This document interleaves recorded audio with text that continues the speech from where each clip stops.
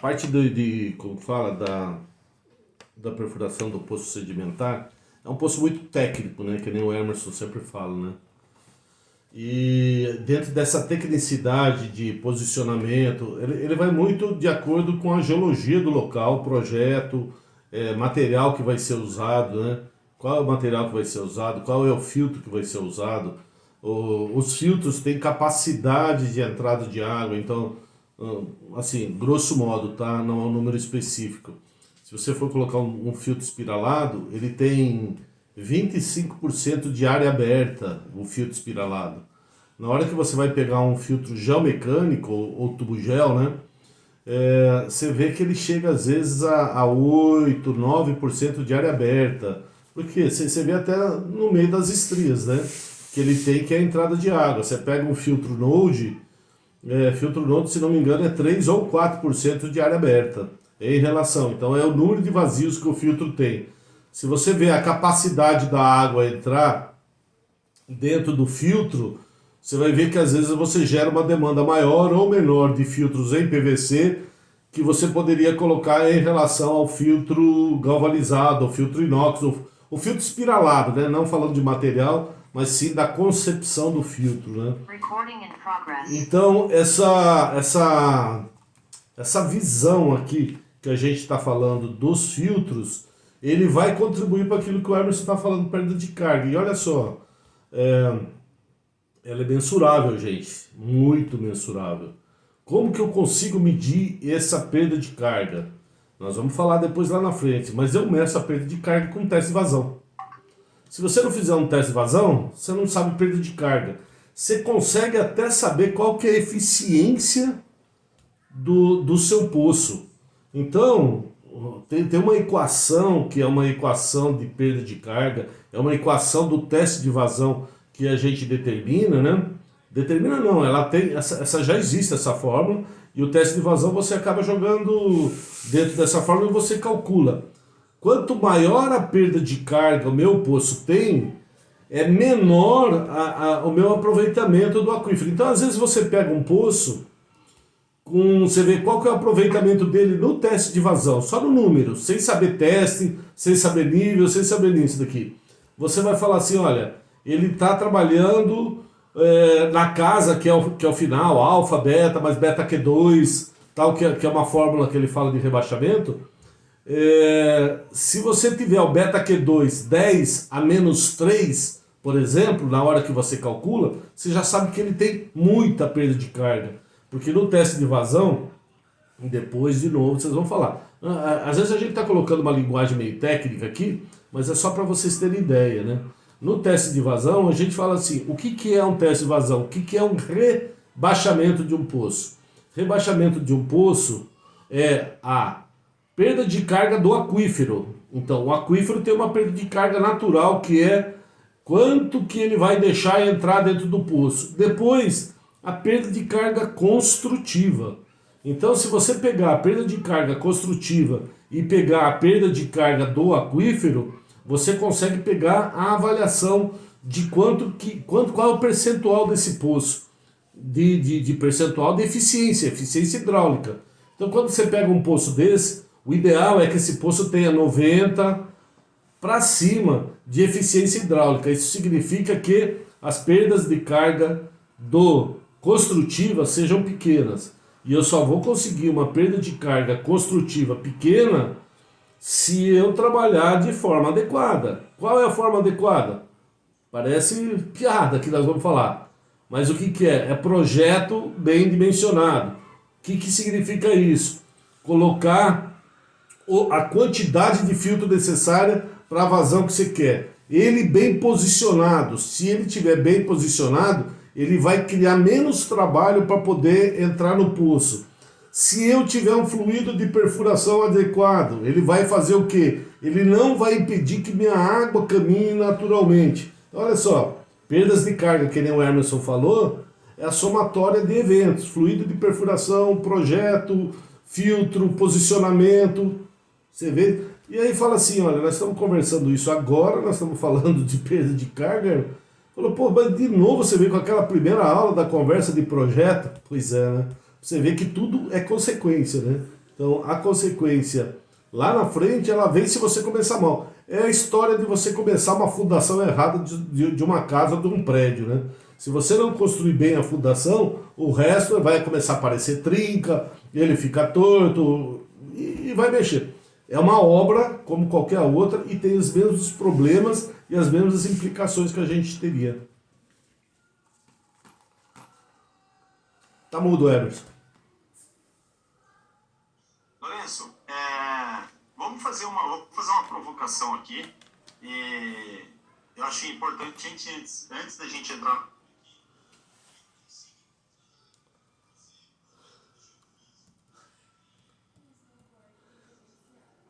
Se consegue. Ah.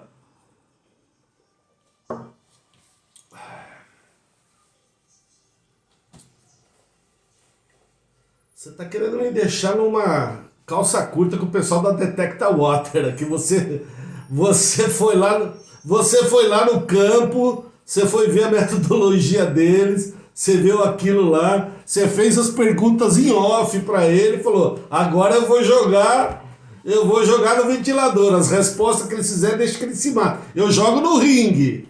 A resposta é o que vem." Olha, veja.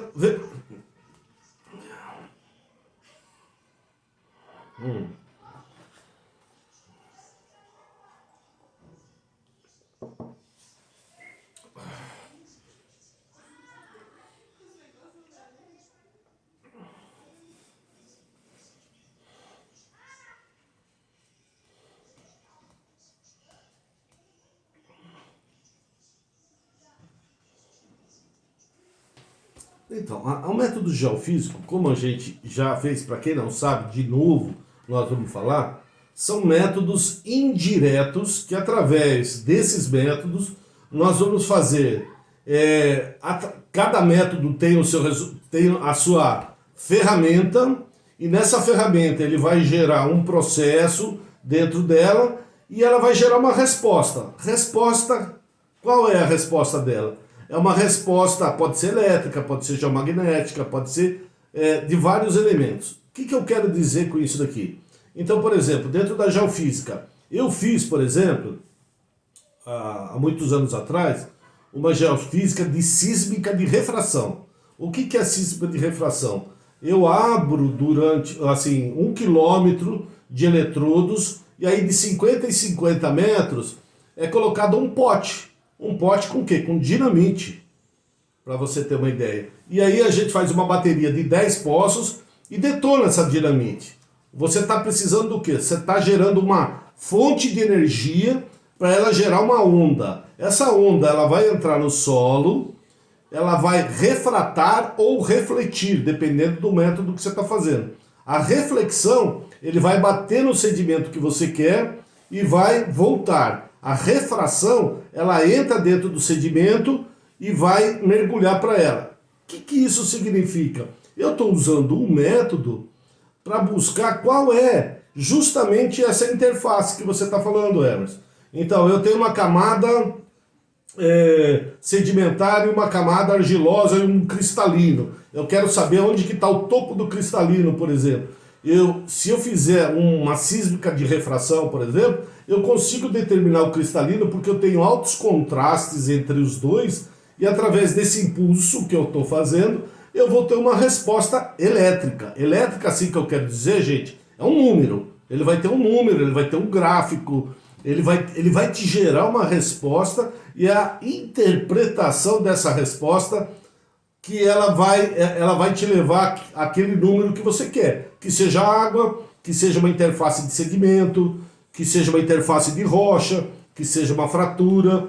Então, buscando isso daqui, eu tenho a sísmica de refração, eu tenho a sísmica de reflexão, eu tenho métodos elétricos, porque eu estou fazendo injeção de eletricidade. Esse que eu falei, eu estou colocando explosivos, né? Tenho métodos que são geomagnéticos. Veja só, tudo que a gente fala, eu preciso de uma fonte de energia onde que eu vou gerar um pulso, um impulso, uma ação no solo ou na rocha. A rocha vai me dar uma resposta e segundo essa resposta eu vou interpretar para ela daquilo que eu quero. E aí, dentro dessa geofísica, vai depender de um monte de coisas. Por exemplo, você está fazendo para mineração. Mineração, às vezes você tem um contraste, você tem o geomagnético, por exemplo. Então você está explorando ferro, você consegue pegar diferenças magnéticas da rocha, que você consegue separar o que é magnético e o que não é magnético, você fala aonde que está o pacote. Por exemplo, tem métodos elétricos, de caminhamentos elétricos pequenos, com baixas aberturas, que eu consigo chegar num lixão, por exemplo. O lixão, ele tem um líquido altamente condutivo. Por quê? Por causa do chorume e tal. Então, eu estou jogando choque, entre aspas, no solo. Esse choque no solo está indo muito rápido. Por quê? Porque ele tem um líquido altamente condutivo. Então, se eu faço um estudo em cima de uma área que foi enterrada e tinha um lixão embaixo, na hora que eu pego isso daqui, a gente consegue delimitar exatamente qual é a cava que ele tem. Então, para falar em cima daquela pergunta, você consegue determinar as camadas que você tem? Cada método tem o seu processo e cada método tem sua resposta. Às vezes, no mesmo lugar, você precisa usar um ou dois métodos para buscar respostas. Para as áreas sedimentares, um dos melhores métodos e mais resolutivos que tem, não é o único, tá? Mas um dos mais que tem são os métodos elétricos, geoelétricos, que a gente chamaria de sondagens elétrica vertical. O que ela funciona? Como que ela funciona, basicamente? No ponto onde que a gente vai furar o poço, nós vamos medir as resistividades dos pacotes e eles vão ver em profundidade qual é a diferença desses pacotes. E aí você conseguiria determinar essas diferenças que a gente está falando de pacotes. Isso pontualmente, né? Então você faz essas daqui, mas você está usando uma fonte e como que você utiliza ela? Você vai abrindo, né? Então cada vez que você abre mais a fonte, você cria um campos maiores e você vai investigando em profundidade. Você tem métodos geomagnéticos, por exemplo. Ele usa qual é a fonte de energia. A fonte de energia ele usa o centro da Terra. O centro da Terra é um baita núcleo, é uma baita fonte de energia. Ele põe uma fonte receptora em cima, o centro da Terra aqui, e ele cria um campo de energia entre a superfície e o campo da Terra, e você analisa em subsuperfície ou superfície que você tem. Você tem métodos de radar, por exemplo, georradar. Você vai usar como se fosse sonares, né? Que eles conseguem, né? A Detecta Water usa até a parte desse processo dele, pelo que eu entendi, eles têm um pouco do conceito do sonar. Eles usam antenas que eles vão fazer como se fossem ondas, né? E dentro dessas ondas eles vão buscar reflexões, só que ele precisa da mesma coisa, ele usa uma fonte de energia externa, essa fonte de energia externa ele reflete com essa sonda e vai fazer. Então, as possibilidades, elas existem, todas elas têm margem de erros, umas são mais assertivas, outras são menos assertivas, todas elas dependendo daquilo que você está buscando. Você está buscando fratura, você está buscando camadas, você está buscando resolução de profundidade, ou você está buscando resolução em cima. Por exemplo, você pode fazer uma sondagem elétrica ou um caminhamento mudando os métodos deles de forma rasa, e você tem uma alta assertividade, só que até 20, 30 metros, você consegue falar quase cada camadinha que você consegue. Você começa a aumentar as profundidades, você começa a perder essa resolução, né? Isso a gente vê em métodos elétricos.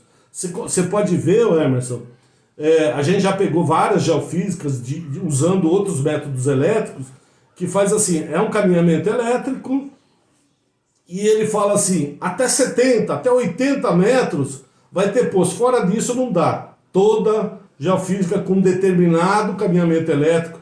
E aí vai falar assim, você está falando de um método, e dentro de um método você tem vários princípios. Então no método elétrico você tem um arranjo que você pode fazer.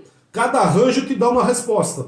Então, isso daqui é uma infinidade de coisas, para ter uma resposta é difícil de ter. Mas, assim, a junção de todos os métodos é importantíssimo para fazer. Agora, eu posso resumir tudo isso que eu falei numa coisa. Quando eu fiz aquela sísmica de refração que eu falei para você, eu fiz lá em Tocantins, no Rio Tocantins, lá no norte. A cidade era Imperatriz do Maranhão. Não era Tocantins, era o sul do Maranhão.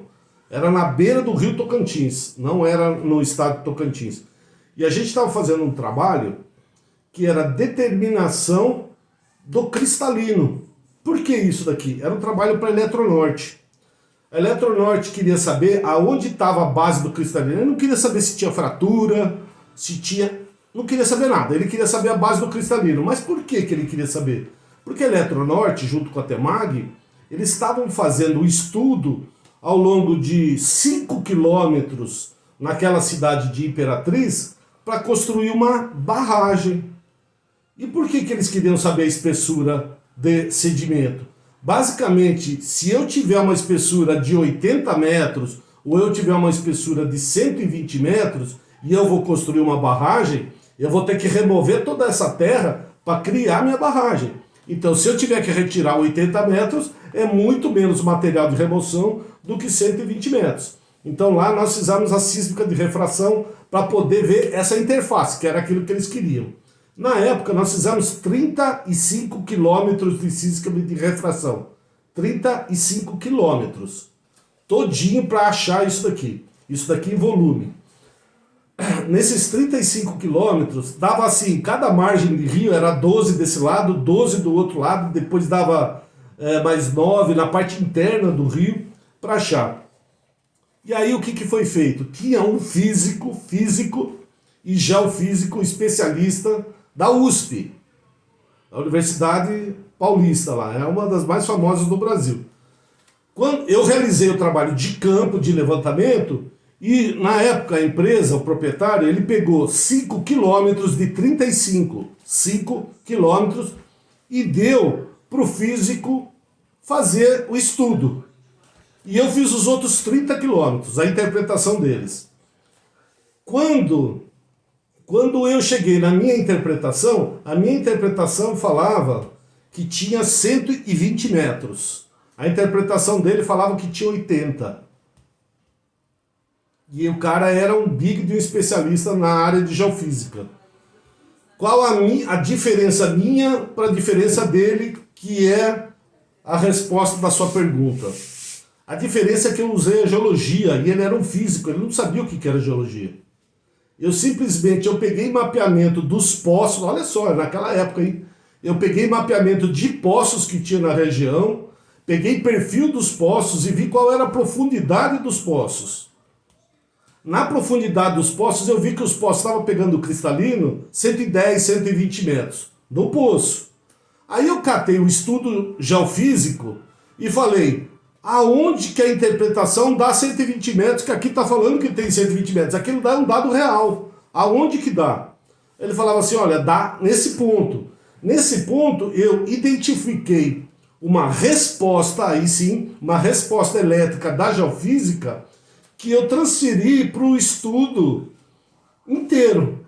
Olha, ele não é... Ele chama de domocrônica, que é quando ela inverte a posição. Ela tem fases, né? Então tem uma fase, depois tem outra fase. Ele dava uma quebra na primeira e depois dava uma quebra na segunda. Eu identifiquei que a segunda fase dessa quebra era o cristalino. Para resumir, usando a geologia, eu identifiquei, mapeei em 30 quilômetros o que a geofísica estava me falando. O cara, especialista, só com geofísica, só pegando a ferramenta, indo no campo não, dando os dados para ele, ele interpretou o dado físico, ele falou que tinha 80 metros e tinha 120. Então, fechando aquela pergunta que você falou, eu consigo fazer? Consigo fazer. Qual é a melhor maneira de fazer? Usando a geologia. Só geofísica? Não. Se você fizer só geofísica, você vai errar. Se você usar a geofísica com a geologia, a sua margem de erro minimiza muito. Você consegue identificar? Identifica. Usando o método correto, a geologia correta e a interpretação adequada. E aí você fecha esses pontos. Fui longo demais ou não?